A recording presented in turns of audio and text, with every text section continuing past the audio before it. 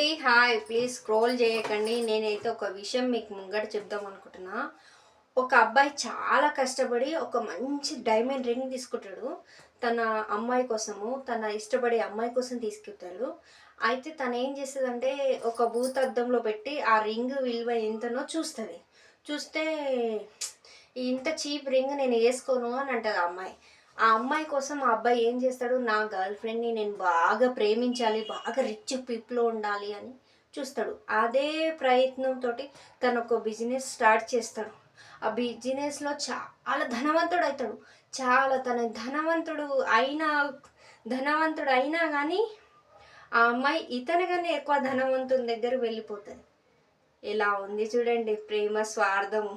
నిజాయితీగా ప్రేమించే వాడికి ఎప్పుడు ప్రేమ దొరకదు.